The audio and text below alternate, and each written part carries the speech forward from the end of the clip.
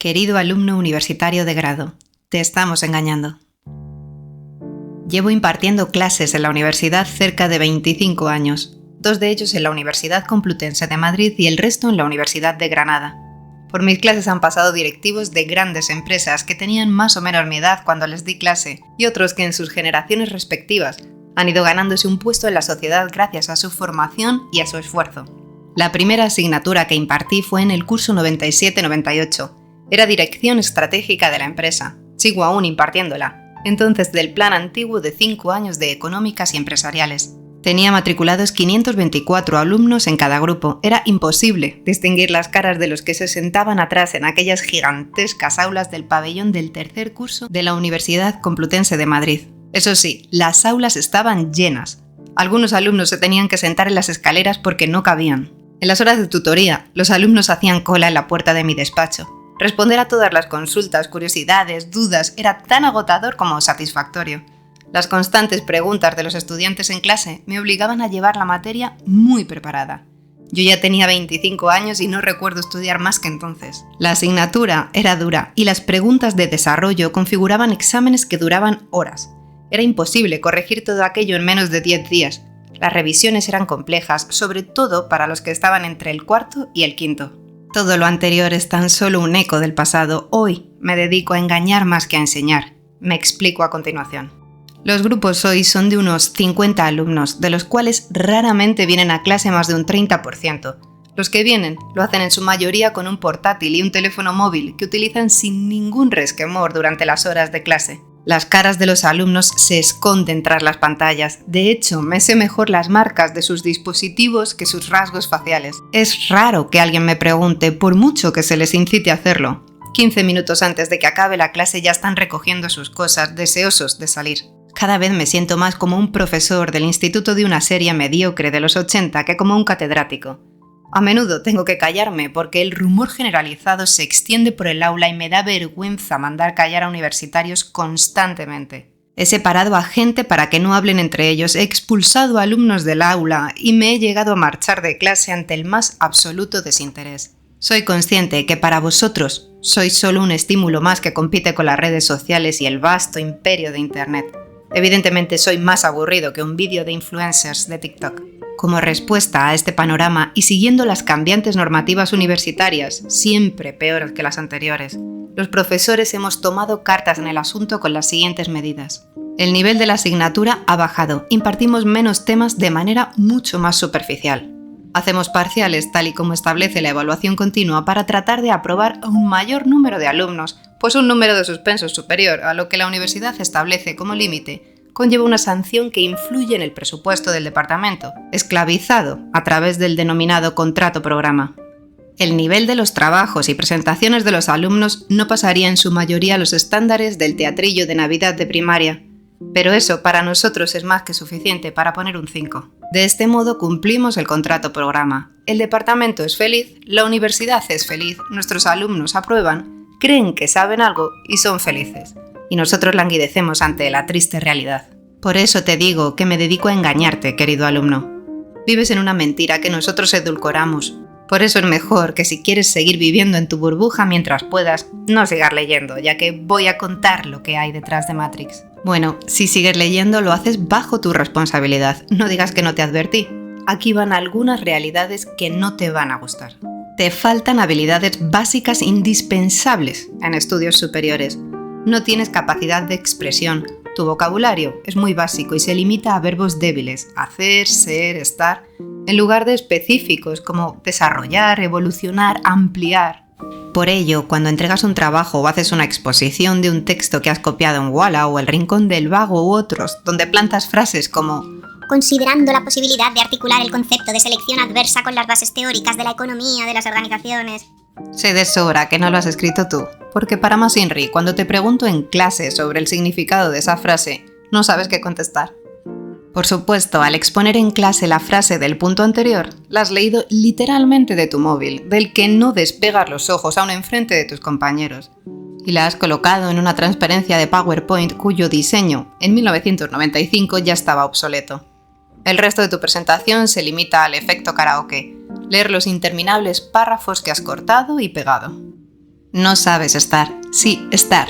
Balbuceas, te encorvas, no fijas la mirada, llevas una o las dos manos en los bolsillos, vienes a una exposición en chándal o con leggings.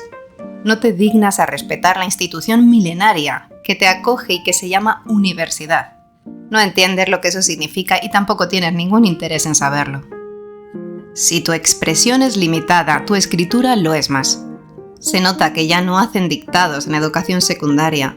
Caso aparte merecen los alumnos que no hablan español y no comprendo qué hacen ocupando un asiento, especialmente aquellos provenientes del país creador de TikTok. Jamás hubieras superado esta asignatura hace 10 o 20 años. De hecho, de tu clase no más de 10 personas seguirían admitidas en estos estudios. Te lo dice un licenciado que acabó 2 titulaciones en la Universidad Carlos III de Madrid, donde, tras 4 convocatorias suspensas de una asignatura, ibas a la calle. Tu nivel de lenguas extranjeras es nulo. Doy clases en un máster íntegramente en inglés, donde apenas hay españoles y el nivel de los estudiantes extranjeros es infinitamente superior. De hecho, el máster es lo único que alimenta mi motivación a enseñar. Las habilidades blandas brillan por su ausencia. Liderazgo, resiliencia, trabajo en grupo son básicas para cualquier empleo. Cuando me escribes un email para decirme que te has peleado con tus compañeros de grupo o envías a tu madre a una revisión de exámenes, mi perplejidad no cabe en mi persona. Hace años que no recomiendo a ningún alumno para ninguna empresa. Vives anestesiado por las redes sociales. ¿Te crees que no me entero? Mientras doy clase veo tu cara de soslayo tras la pantalla con risitas y yo sé que explicar la cadena de valor de la empresa es de todo menos gracioso. No estás en clase, estás en Instagram. Pero yo me hago el tonto y miro para otro lado. Estos puntos son solo la cima del iceberg. Los profesores estamos hartos de formarnos en técnicas docentes multidiversas y de pelajes exóticos para motivar al alumnado. Lo que está claro es que si tú, estudiante, no tienes interés, yo no puedo plantarlo en ti. Pero sí puedo hacerte creer que vales, aunque sepa que es mentira. Me he convertido en un experto en hacerlo porque el sistema me lo exige y cumplo. Y rezo porque esto solo me ocurra a mí y como mucho en mi facultad. Pero no ocurra en medicina o ingeniería de caminos, sobre todo cuando cruce un puente o, Dios no lo quiera, esté en la camilla de un quirófano. Podemos echarle la culpa a la universidad pública y tiene bastante, pero no toda. Si quieren calidad, que se vayan a la privada, he escuchado por ahí. Y los números van apuntando en esa dirección. Quizás el pago de una matrícula de 4 ceros aumente la motivación en lugar de las irrisorias tasas académicas públicas. Puede que la universidad pública reaccione cuando la privada le coma la tostada, cosa que está haciendo muy bien. No obstante, mis evaluaciones docentes son muy buenas y las he publicado, pero no soy una excepción. Cuando hablo con compañeros coinciden con mi visión. Escribir esto es arriesgado y es más cómodo callar y obrar. Lo entiendo perfectamente, patada y al área es la actitud mayoritaria. No quiero terminar exponiendo un problema sin dar soluciones, las hay, pero para ello hay que romper el paradigma en que estamos sumergidos y ser muy valientes. He aquí algunas propuestas incómodas. No somos todos iguales, hay estudiantes con vocación e interés eclipsados por la mediocridad imperante. Centrémonos en ellos. La universidad es para formar las élites intelectuales. Antes de que me llaméis facha, esa frase es del insigne Gregorio Peces Barba, mi rector cuando estudiaba en la Universidad Carlos III, padre de la Constitución y socialista de los de verdad. ¿Cómo han cambiado las cosas? La formación profesional forma grandes profesionales que no han de ser universitarios. Devolvamos al profesorado universitario las competencias perdidas como autoridad intelectual a la hora de diseñar planes de estudios, modelos de enseñanza y currículum. No podemos esperar 2 años a que la Agencia Nacional de Evaluación de la Calidad y Acreditación dé el visto bueno a una modificación de los planes de estudio. El mundo cambia demasiado rápido para seguir impartiendo contenidos obsoletos. Reforcemos las capacidades básicas en enseñanzas no universitarias.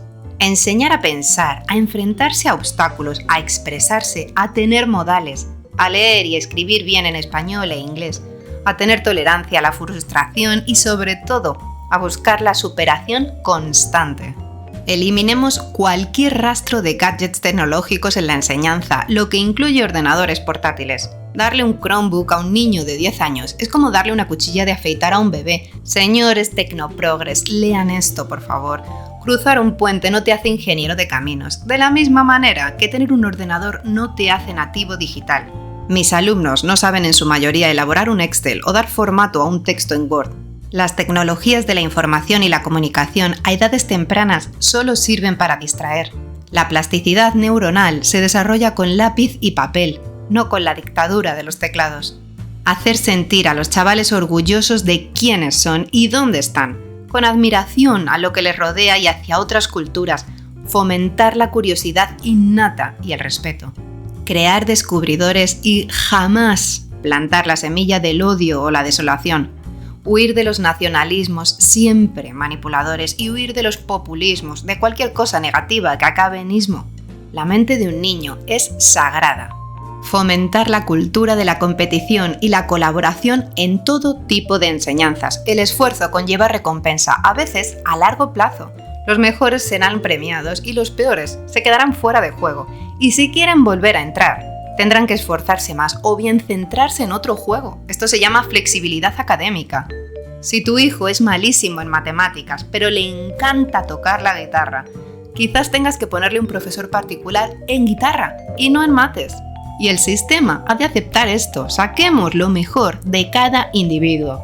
Con 18 años no sabes, salvo que tengas una vocación innata, qué es lo que quieres estudiar. Yo no lo sabía, pero tuve suerte al elegir. Flexibilicemos los primeros años universitarios y de formación profesional. Las titulaciones no han de ser bloques de cemento. ¿Empiezas informática y no te gusta? Hagamos pasarelas. Implantemos el major y el minor como en Estados Unidos. Que una mala decisión no frustre una vida. En fin, querido estudiante, esto es lo que hay. Quizás seas la excepción a todo lo escrito, ojalá sea así. Pero los números me dicen que las probabilidades son inferiores al 10%. En todo caso, no busques la solución en el Estado, ni en los sindicatos, ni en los cantos de sirena de los sismos, ni en las redes sociales. La solución está en ti. Si tú cambias, el mundo cambia. Y si no quieres cambiar, no te preocupes. Te seguiremos engañando, haciéndote creer que lo estás haciendo muy bien.